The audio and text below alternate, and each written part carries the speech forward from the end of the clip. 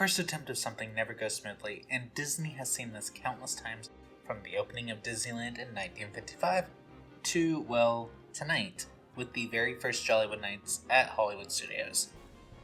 But let's not focus on that for a moment. I want to say that every single frontline cast member working the first night of the event did a fantastic job, and you all deserve a raise, because tonight's event could not have been what y'all signed up for.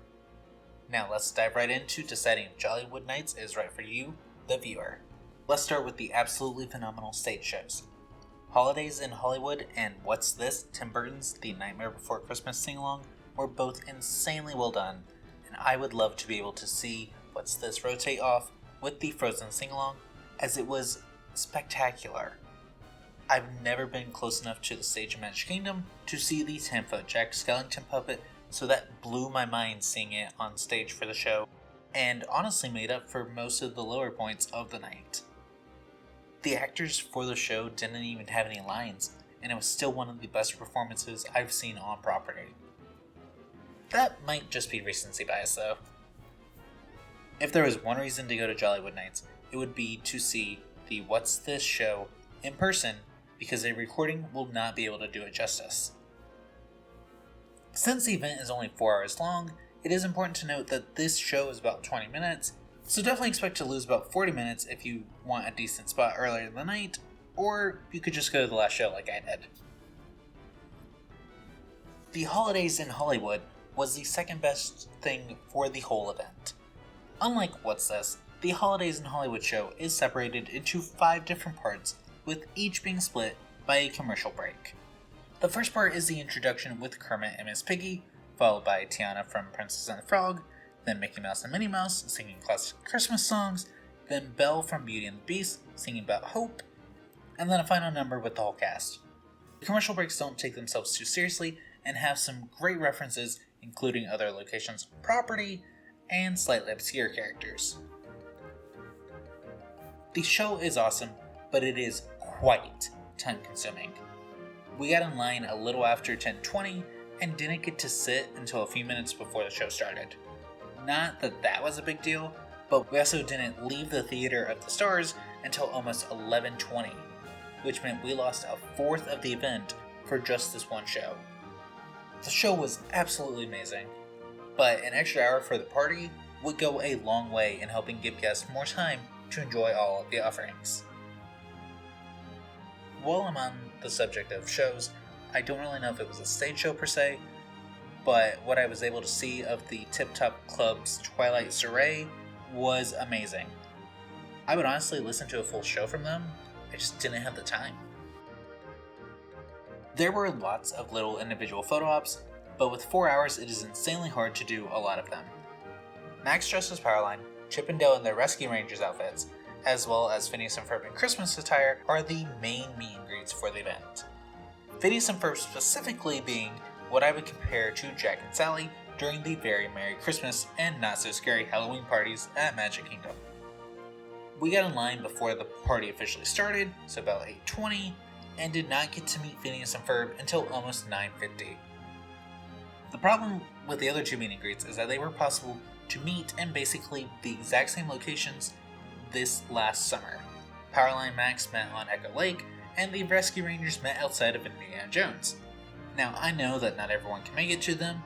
Heck, I never got to either. However, moving them to the paid event doesn't automatically make the event more worthwhile. Especially when going for all 3 meet and greets would basically burn all of your available time. The 5 characters around Echo Lake weren't the only options for meet and greets. The Sensational 6 have 3 pairs and each rotate off for their meet and greets. So Mickey and Minnie, Donald and Daisy, Pluto and Goofy. These 6 characters change their outfits all the time though, so I didn't really feel bad about missing them. And that's not to mention that I completely ignored Frozone and Edna Mode. I honestly wouldn't be surprised if those lines were competing with Star Tours for the lowest wait at Jollywood Nights, simply due to the fact that you can meet both of them before the party even starts. There's also a ton of minor Photopass opportunities that are really hard to take advantage of because the lines are all so concentrated at the front of the park for event stuff. I really like the sign with Ollie, who was the gingerbread man created exclusively for the event, but didn't have time to spend in the line to get the photo. I do think it is awesome they created a character specifically for the party, so that alone gets them a few extra points. So I had some alcohol at the party, as well as the Sandy Claus hot chocolate and the poutine tots. I really enjoyed the Twilight daiquiri, but it was kind of like drinking candy, so be wary of that if you don't have a sweet tooth. The Fifth Dimension Royale was the exact opposite. I did not really care for that, but don't let that stop you from getting it, because I just don't typically drink. The last drink I had was a sip of the Naughty and Nice, which was a tad bitter for me. The Sandy Claus hot chocolate was great, but it was raining really hard by that point of the night, so I didn't get to enjoy it as much as I would have liked. In terms of items you can purchase exclusively at the event, there is one singular shirt. It does mention that this is the inaugural year of Jollywood Nights, which is really cool. When you leave the party, you also get wooden coasters with Jollywood Nights written on them. And now for the hard part, telling Disney what they need to improve.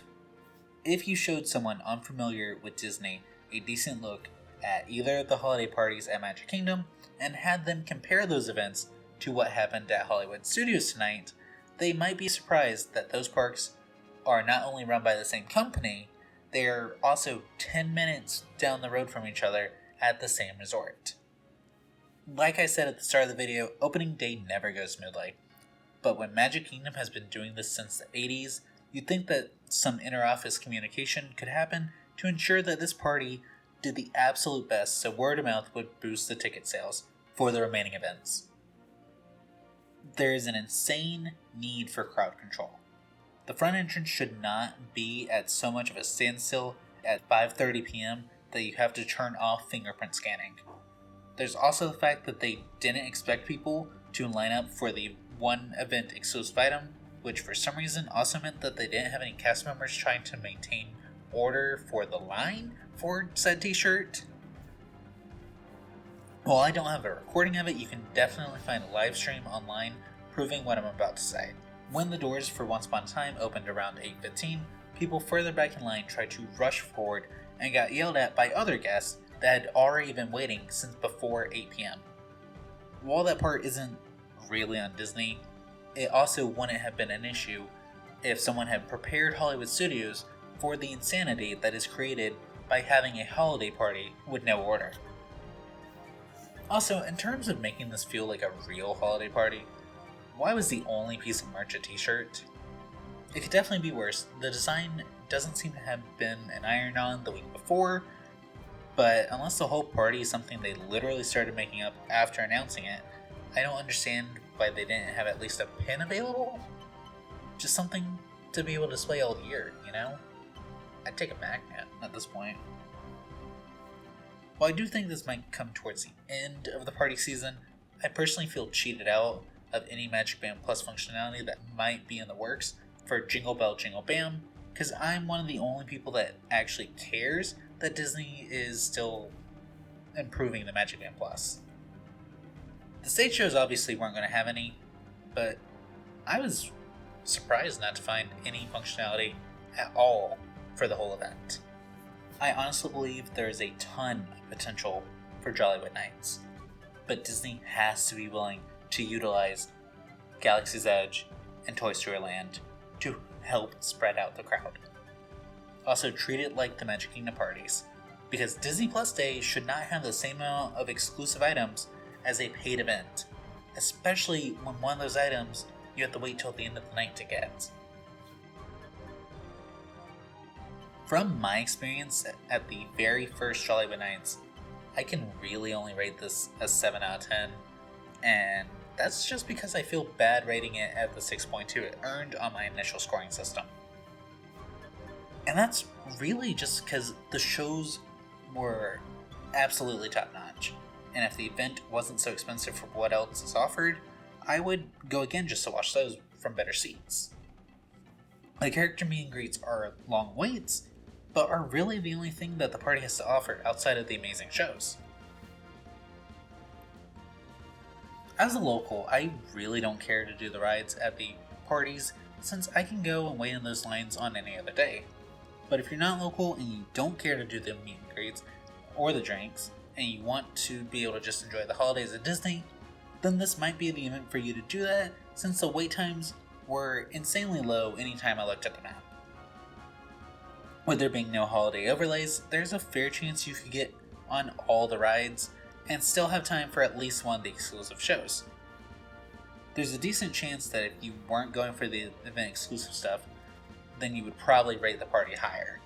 For me though, there's so little time to do the exclusive offerings, and I just felt rushed the whole evening. Honestly, in the current state, I can only recommend going if you want to see the shows in person, and even then it might not be worth the cost. If someone from Disney watched this far, please continue making stage shows like the ones at the party. They were fairly unique and I absolutely enjoyed them. Anyways, thanks so much for watching, and if you enjoyed, then why not subscribe, as it will help me get to do more stuff like this in the future. I guess that's all for now, so I'll see you next time. Bye!